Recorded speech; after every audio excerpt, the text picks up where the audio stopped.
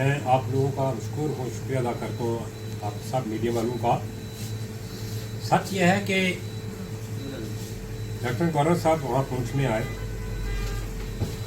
DDC मेंबरों से मिले, BDC मेंबरों से मिले, व्यापार मंडल क्या नाम है म्यूनसिपलिटी के लोगों से मिले, और क्या नाम है ये मुकला साहिबान से मिले। वो चीफ मिनिस्टर तो थे नहीं कि वो सबको मिलते, उनके पास बड़ा कम टाइम था। लेकिन मैं दुख से ये कहना पड़ता है, अगर वहाँ डीडीसी की चेयरमैन वहाँ बैठी थी, जब वो एक पंच से लेकर और डीडीसी मेंबर तक वो चेयर करती है, तो वो मैं समझता हूँ कि वो सबकी तरफ से वहाँ बैठी थी। लेकिन दुख इस बात का है, कुछ लोगों का एक वितीरा बन चुका है। वो कहते हैं जिस महफिल में हम ना हूँ वो महफिल जो है हमेशा अधूरी रहती है। ये डीएसपी साहब खराब हैं, ये वर्दी वाले चोर हैं, ये वर्दी जो है मिलिटेंटों की शक्ल में है।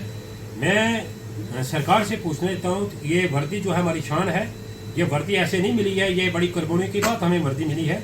अगर इस वर्दी पर भी ये लोग दाग लगाने की कोशिश करें, इस वर्दी पर भी जो है इस किस्म की एलिगेशन लगाने की कोशिश करें, तो ये तरीकाकार बिल्कुल गलत है। हम इसकी मजम्मत करते हैं। और कोहली साहब और इश्तियाक साहब वो अपने बिल्कुल बस में नहीं रहते, उनको इस किस्म की स्टेटमेंट देते हैं। यहाँ हम आज तक यहाँ गुजर पहाड़ी एक ही बाप की औलाद की, और इस तरीके से चले कि मैं नहीं समझता हूँ कि इनके अंदर कोई नफाक था। लेकिन इन लोगों दो लोगों की वजह से यहाँ जो है एक अननेसेसरी जो है हालात बनने जा रहे हैं।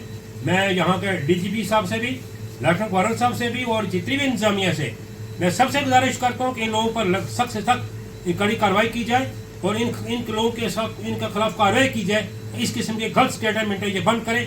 ये भी चोर है, ये भी चोर है, ये वर्दी भी गलत है, ये मिलिटेंट है, ये फलाना है, ये खुद लोग गलत है, इसलिए हर आदमी को गलत नजर से देखते हैं। वर्दी के हवाले से अगर मैं बात करूं तो उन्होंने पहले वर्दी पे कीचड़ उछाला है कि वर्दी वाले मिलिटेंटों से मुझे खतरा है, तो दूसरी तरफ वो सिक्योरिटी की मांग कर रहे हैं। तो उनको किस टाइप की सिक्योरिटी चाहिए, वर्दी कौन सी वर्दी होनी चाहिए उसमें? मैं तो ये समझता हूँ कि उसको कोई हक नहीं है, कोई अधिकार नहीं है। एक तरह से हमारी इस वर्दी को ये कहता है, यह वर्दी हमारी शान है हमारे इस मुल्क की। इस वर्दी को कहता है ये मिलिटेंटों की वर्दी है, ये मिलिटेंट है, हमें इससे डर है। फिर उसको क्या हक बनता है कि ये वर्दी वाला मांगता है कि मेरी सिक्योरिटी के लिए दे? हाँ, अगर वो सिक्योरिटी के काबिल है, वो देखा मेरा माजी क्या था, मैंने क्या जिंदगी में किया है, उसके बाद तो सिक्योरिटी मांगने का हकदार है। इस किस्म के बेहुदा लोग जो है, मैं इनकी लोगों की मजम्मत करता हूँ, और ऐसे लोगों को कोई हक नहीं है कि तीनों लोगों का बड़े दुख की बात है कि यहाँ एक वाक़या है जो वक्तन फक्तन वैसे बदलने के टाइम में जब मिलिटेंसी और रूज पे थी तब तो उनका काम चला, लेकिन आप क्योंकि नॉर्मल हालात हैं, हमारे मुल्क के वज़ीर आज़म चाहते हैं कि डोर टू डोर वज़ीर आज़म ये चाहते हैं कि मेरी स्कीम है वो हर बंदे तक जाए। हालिया गवर्नर साहब तशरीफ लाए हैं, उन्होंने कोई कसर नहीं छोड़ी कि ये मिले या ये ना मिले। अगर चेयरमैन मिलता है, डीडीसी चेयरमैन यानी मोहतरमा मिलती है, यानी बीडीसी चेयरमैन मिलता है, तो क्या जरूरी है सरपंच और पंच की? अब हम 13 यहाँ काउंसलर हैं, हमारे तो 4 ही के, चारों से बात हुई और अच्छे माहौल में बात हुई। असल में महमूद साहब कुछ लोगों का ये प्रोग्राम है कि हम इसको हिंदुस्तान ना रखें, इसको वजीरिस्तान बनाएं। तो मैं उनसे ये गुजारिश करता हूँ कि ये कभी वजीरिस्तान नहीं बनेगा। ये जो आपने नई एक बात छेड़ी है, ये आप जब सब लोगों को ये पता चल जाएगी तो मेरा ख्याल है इसके नताइज उल्ट निकलेंगे। हमने ना किसी को हिंदू समझा, ना किसी को पहाड़ी समझा, ना किसी को मुसलमान समझा और ना किसी को गुजर समझा। अगर आप समझा रहे हैं कि नहीं एक ही लोग होने चाहिए, उसके अलावा जो आएगा वो हमारे नहीं मानेगा, तो हम उसके खिलाफ हो जाएंगे। ये वजीरिस्तान नहीं है दोस्त, ये हिंदुस्तान है और मोदी का हिंदुस्तान है। आज की डेट में नकेल डालना चाहती है सरकार।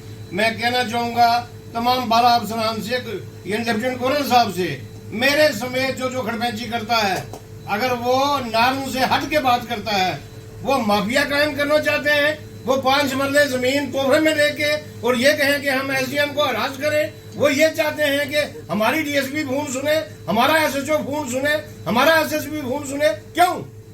मैं ये कहना चाहता हूँ आपके तीनों चैनलों के माध्यम से, निहायत डीसी साहब एक अच्छी शख्स है, निहायत एसएसपी साहब एक अच्छे आदमी है, एडिशनल एसपी जो बशारत है वो तो डीसी लगता ही नहीं, वो लगता है एक आम आदमी है। और हमारा कुल मिला के एसडीपी सुनकर वो तो शरीफ नफस आदमी। मैं कई बार कहता हूँ कि आपको पुलिस में भर्ती नहीं होना चाहिए था, आपको कहीं मास्टर लगना चाहिए था। और एसडीएम साहिबा जो है बेचारी, वो तो जुबान से बोलती ही नहीं है। तो कैसे लोग चाहिए? फिर हमारा SHO, इनको वो आदमी चाहिए ना जो लाखों रुपए खुद भी खाए और लोगों को भी खिलाए। ये बेचारा जो है किसी से ना चाय पीता है ना किसी को बुलाता है। खिलाता जरूर है।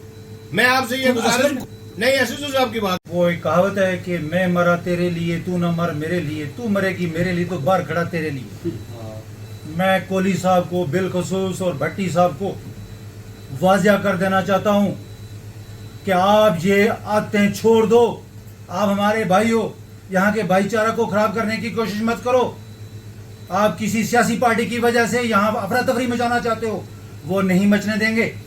क्या गुजर और कम है? यहाँ जम्मू कश्मीर के अंदर बहुत तादाद में गुजर हैं, बड़े बड़े सुलझे हुए गुजर हैं। क्या यही तो गुजर जम्मू में जाके बातें कर रहे हैं, सब गुजर कम्युनिटी को बदनाम कर रहे हैं और हमारे भाईचारा को खत्म कर रहे हैं?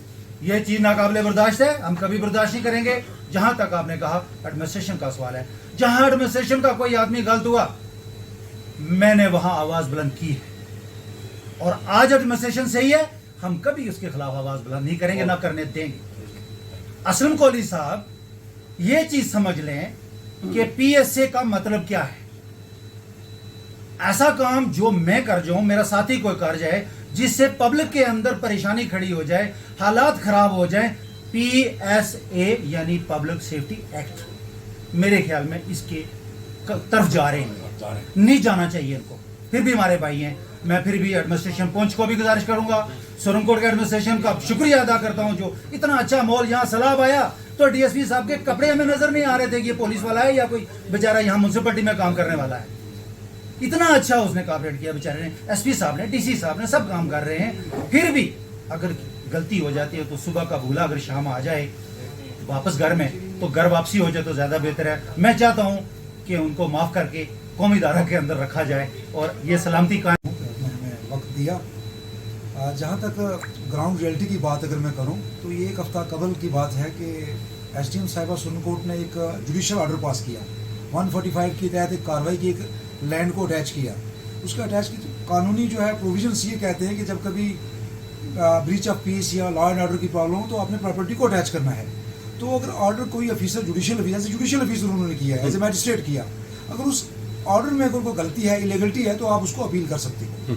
तो जब कोई officer as a judicial institution में काम करके वो एक ऑर्डर पास करता है, उसके खिलाफ प्रोटेस्ट नहीं होते, अपील्स होती है।